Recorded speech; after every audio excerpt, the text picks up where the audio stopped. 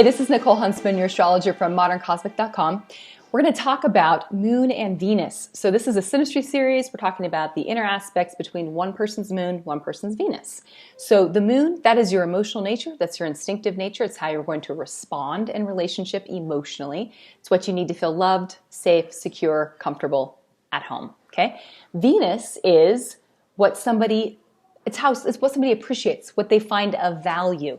It's the part of you that it's the pleasure principle, what you enjoy, what's something that when you're being naughty, sloughing work, your Venus shows what you're going to do when you're sloughing work. All right. So when you look at the inner aspects between these two, clearly, if we've got one person who emotionally, let's say we've got an earth sign. Okay. One person who emotionally needs to feel safe and secure. They're a Taurus moon. They need to know what to expect from their partner. They like consistency. They like things to be sort of routine in a sense. They like to know in advance. They don't really like having things sprung on them.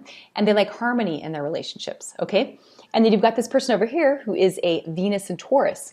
Venus in Taurus is a very affectionate, Venus in Taurus is wonderful. This Venus is a very happy, healthy Venus, as we say, because Venus rules Taurus. So she's in her element when she's in Taurus. This is someone who appreciates the five senses. They are very affectionate. They're very great lovers. Venus and Taurus, I would say, are some of the best. So they understand consistency. They understand the five senses. They understand that the body has needs, that need to be taken care of on a regular basis. Venus in Taurus also has a great understanding of money and understanding of luxury items. They like to create material security for themselves. So you see this goes quite nicely with someone who likes to emotionally feel safe and secure, who likes harmony, consistency, balance, and sort of knowing what to expect in their day-to-day life. So this pleasure principle goes well with this emotional instinctive reaction, okay? Moon, Venus is one of the best aspects you can have in between two people.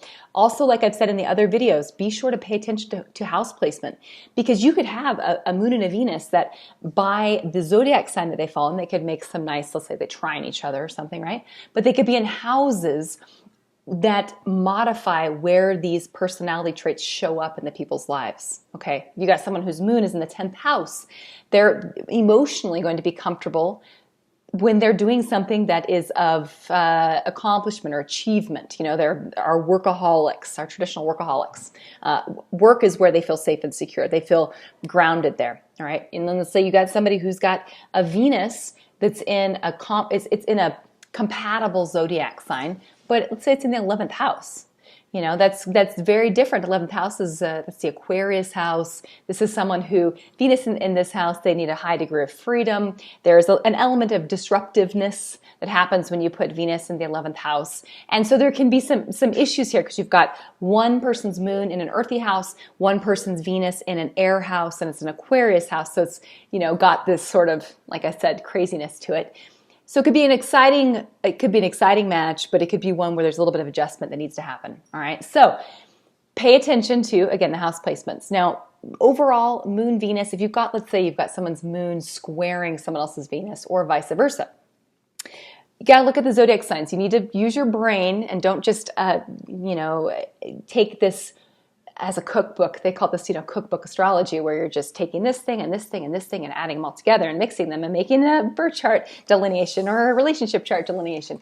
You need to be a little bit more insightful than that. So, and I'm sure you are for even bothering watching this, but okay, with the squares, you're going to have issues where initially there's an attraction there. There can be we sort of have some things in common with one another. Say the same for oppositions, okay? But what ends up happening many times is there's an overdoing, an element of overdoing things. So whether it's, especially if let's say you've got like a Sagittarius Venus, okay, and then you've got someone who's got I was going to say an opposite, like a Gemini, but let's go with like the other person's got a Pisces Moon. That Sagittarius Venus may really enjoy the Pisces Moon's sort of dreaminess and their ability to be quite spiritual and place meaning on things or be searching for meaning. And that Sagittarius Venus can sometimes overpromise. And then that Pisces moon ends up being initially trusting that Sagittarius Venus, but then perhaps down the road over time, feeling a little bit let down or disillusioned by the lack of follow through. Okay, so you can have these sort of issues with Venus moon. It's kind of too much of a good thing at times with Venus moon squares or Venus moon oppositions. Pay attention to house placements, pay attention to all the aspects. You got to look at the whole thing, not just the zodiac sign. Okay? If you have questions, let me know. Thanks for watching. And also, if you've got anything to add it. Okay. Have a great one. Thanks for watching. Bye.